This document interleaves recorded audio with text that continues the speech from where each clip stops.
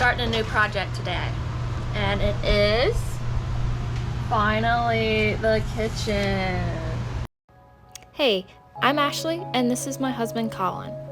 At the start of this year, we traded in our camper van and bought a 1991 50-foot sailboat. Come along with us as we experience the lows and the highs of sailing.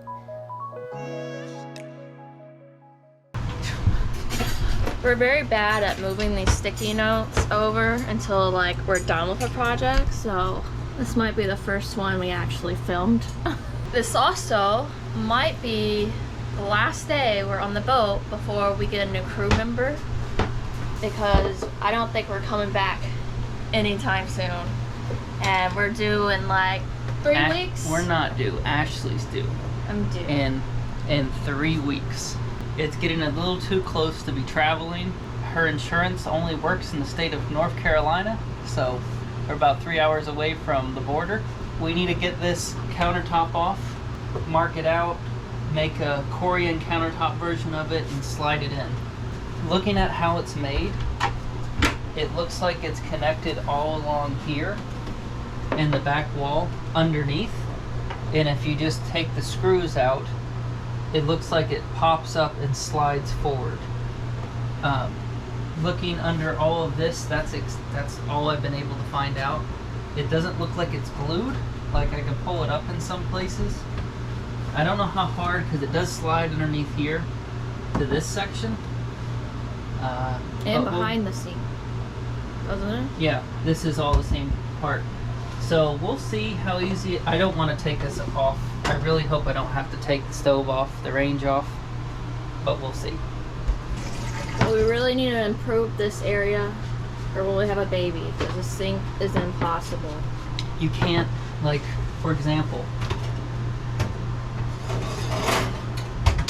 normal frying pan, cast iron.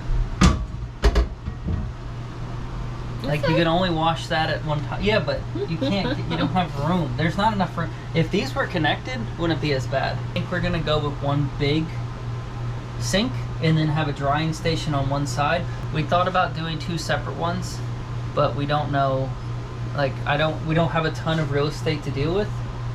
We're also going to remove this saggy, what do you call this? Headliner. Headliner? It's not a headliner. Maybe a headliner. That's not on the agenda for me today, though. Yeah, but the marine vinyl that goes into all the cabinets is sagging, and I'm kind of worried about what's underneath. But we'll get a new light, because this one gets really hot. It's the last incandescent light on the boat that we use regularly. Everything else is LED now, so we'll get a nice LED one for under there. We're gonna get a new faucet, a new saltwater faucet, and we can finally install our filtered water faucet. That's about it. But that's the plan today, so we can take it home, build it off site, and then when we come back we can have a new kitchen to install. With a baby. With a baby.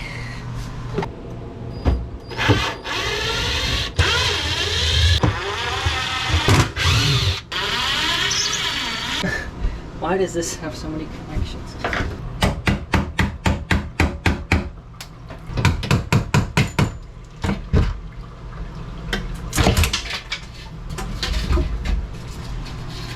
Yum! They're smaller than you think. They look like pots.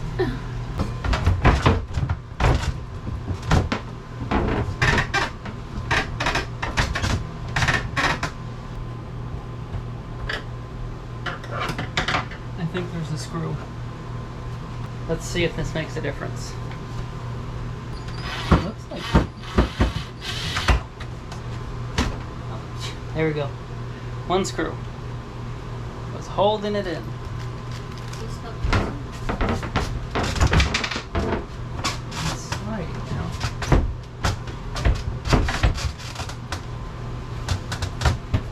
Is there another screw?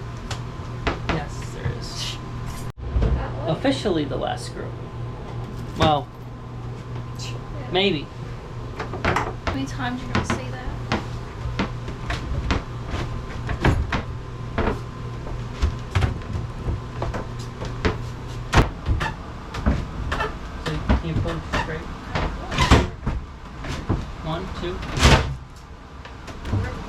Wait. Oh, why they're not coming? Bend it back. Oopsies. Sure that's it? Last screws. Does it go on top of it? We're gonna vacuum it. Don't know how we're gonna get it home on top of the Tesla, but we'll see.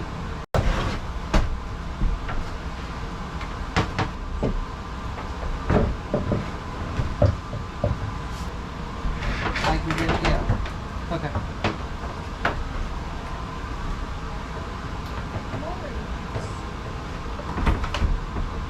The next big step for us is to try to get the whole of the countertop by itself through the companionway entrance in one piece.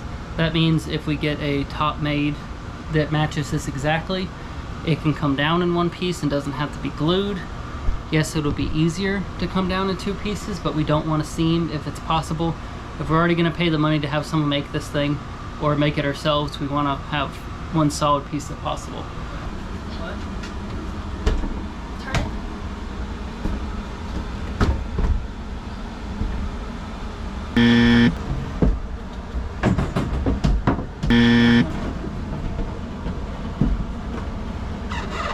Nope, there's no way. What if we try that side first? What side first? Crush my foot.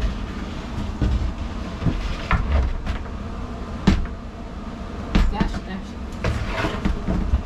Good. Good. Yeah, okay. No,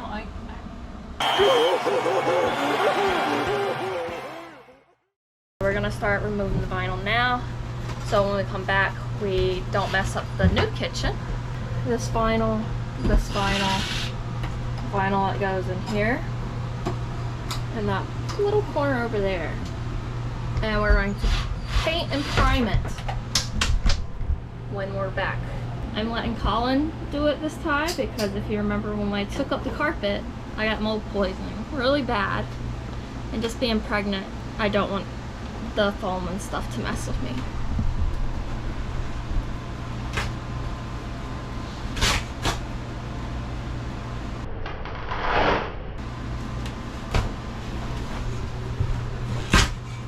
Oh.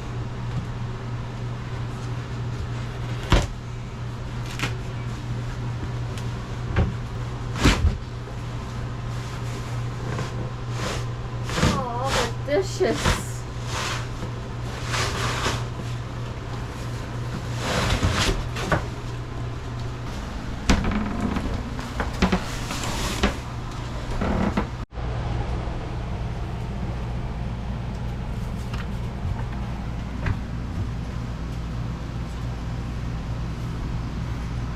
One of the things we're going to be working on today is putting that bag of lifeline netting on the starboard side here. We got it in our baby registry for one of the sides, and this is arguably the more complicated side because there's a lot of control lines.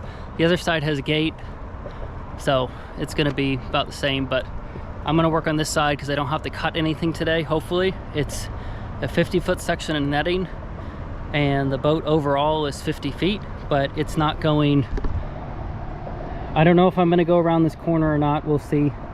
But, and then the same with the pulpit up in the front. I know the boat gets wider, so 50 feet shouldn't be long enough. I don't know how much this particular brand stretches, but I'm going to install it and we'll see how it goes.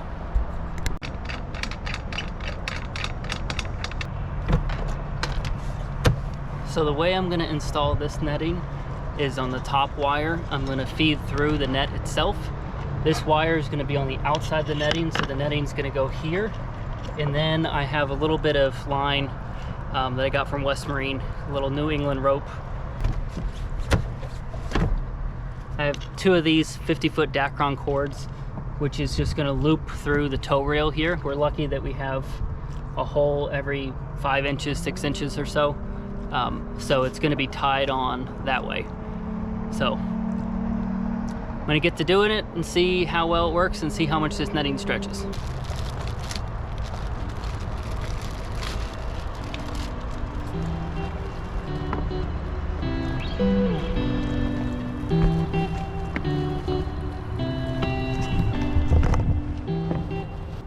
So the start, I think, is the most important. That's just me.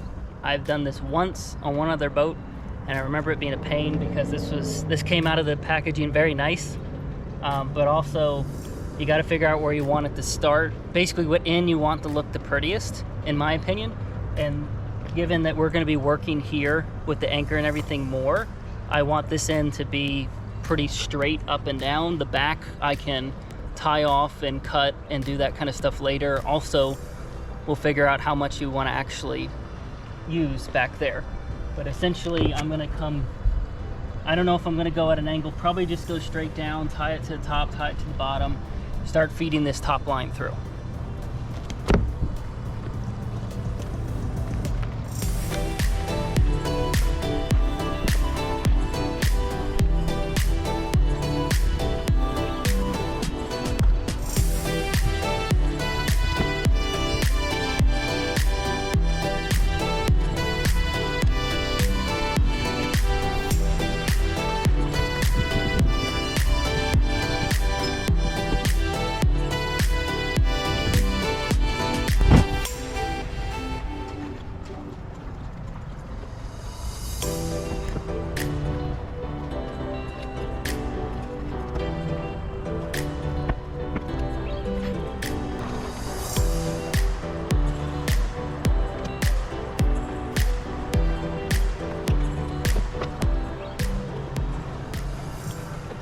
Way more than 50 feet.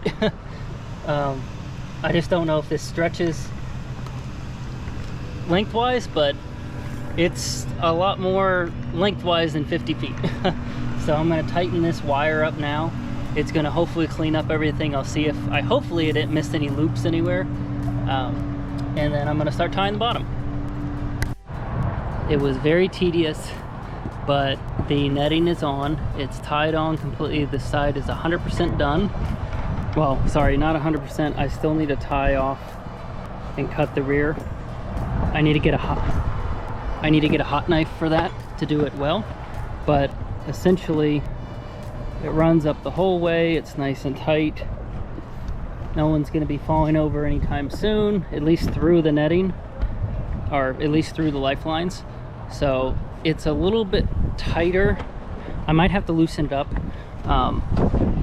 I think it's all going to loosen over time, but it's tight for now. We'll see if it loosens up in the rain and sun a little bit, because it's easier to loosen it up later than have to retighten it.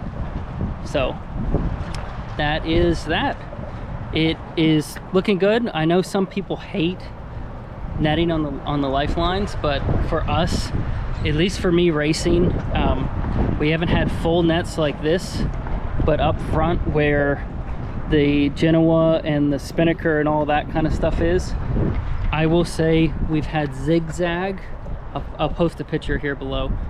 Zigzag with like sail tie and stuff like that, and other line, and that stuff has saved me from falling overboard easily 10-15 times in my whole sailing career. So I understand the importance of the lifeline netting. We don't mind the look. It kind of shows that people are liveaboards and they're cruising and exploring, and they're taking pets and other animals with them and little humans. So to us, it's a lifestyle. So we need to do the port side still, obviously, but yeah, I'm gonna practice with cutting this with a hot knife to see how, and tying it. I'm gonna look up some recommendations. If you have any recommendations, drop a comment down below. And yeah, like I've said, I've only ever used netting twice, and I was working on another boat with a bunch of other people, so they've done it a bunch of times, so I was just extra set of hands to help. But yeah, happy with the results so far, and I think it looks good. I like it. Yeah. So here's a little bit of confirmation that our Oceanus 500 that actually started its life as a Moorings 500. So basically a boat made specifically for the Moorings charter company down in the islands. They branded their own boats. They still do this today. They take like Leopards and rebrand them Moorings certain boats. So we have a Moorings 500, which essentially is the Oceanus 500, but on the side, instead of saying Oceanus, it said Moorings 500 instead of Oceanus 500. So it was started its life in the charter fleet directly from the factory. Even before it was commissioned on the water, it was always going to be a charter boat. So it's now ours. We love it, and the dogs love it too, and so does Ashley. So we're excited to get this last big project knocked out before we take off. I don't know of any other big projects like this that we wanted to do at the marina or in a big city. Yeah, that's the last big project we wanted to do at a marina in a big city before heading south. So that is our fall project, along with a bunch of other stuff like a life raft and adding more solar, but those are little things. And then we need to put the name on the boat, get the old one back off, and a couple other little things, but it's coming along.